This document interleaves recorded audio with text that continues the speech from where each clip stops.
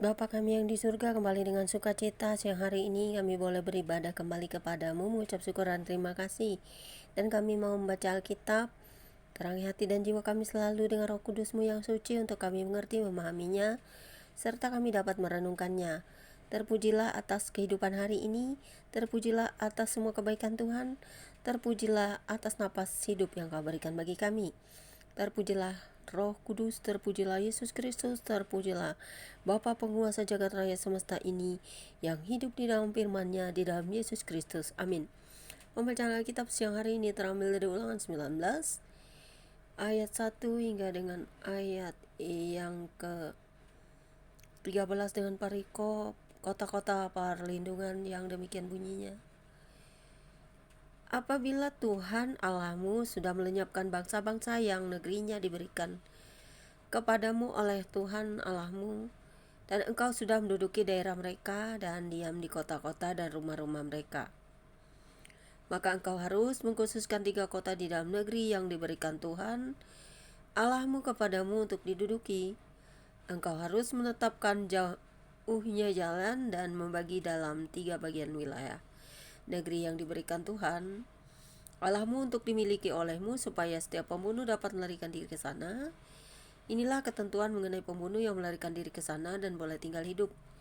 Apabila ia membunuh sesamanya manusia dengan tidak sengaja dan dengan tidak membenci dia sebelumnya, misalnya apabila seseorang pergi ke hutan dengan temannya untuk membelah kayu, ketika tangannya mengayunkan kapak untuk menegang pohon kayu, mata kapak terlucut dari gagangnya lalu mengenai temannya sehingga mati, maka ia boleh melarikan diri ke salah satu kota itu dan tinggal hidup.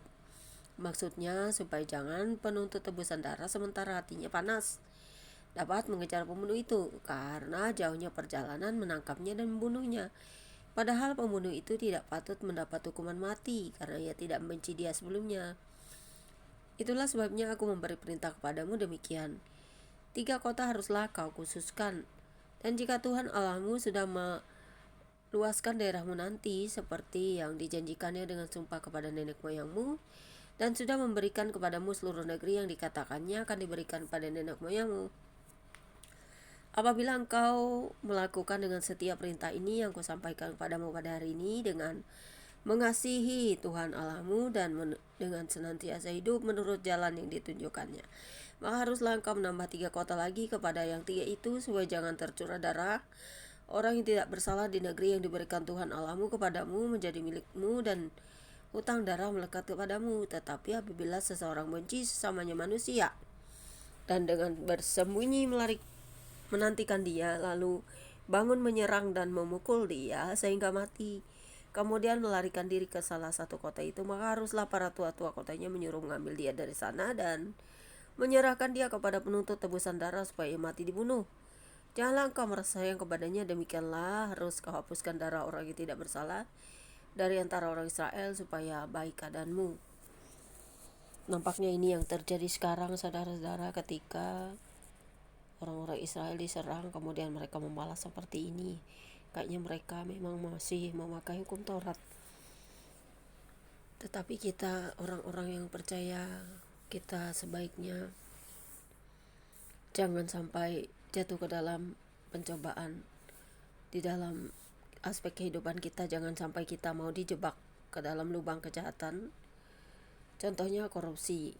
Ketika kita melihat banyak uang, kita tergiur untuk korupsi. Kemudian kejahatan pembunuhan. Ada celah iblis membuka jalan untuk Anda dan Anda masuk. Itulah salahnya Anda. Kita diberi kebebasan untuk memilih, maka pilihlah yang baik, jangan yang jahat. Berbahagialah setiap orang yang mendengarkan firman Tuhan serta memelihara dan melakukannya. Tuhan, terima kasih apa yang kami dengar dan baca, kiranya juga akan selalu kami ingat, supaya kami mengerti dan memahaminya. Walaupun kami bukan secara langsung keturunan Israel, tetapi kami adalah cabang-cabang Israel yang cinta Tuhan dan mengerti memahami maksud Tuhan dalam kehidupan kami, supaya kami tetap di jalan-jalan Tuhan, menjauhkan larangan-larangan-Mu, ataupun tidak mau ikut dalam kejatuhan dosa Babel, dosa-dosa yang tidak layak, dosa-dosa yang tidak berkenan di hadapan Tuhan.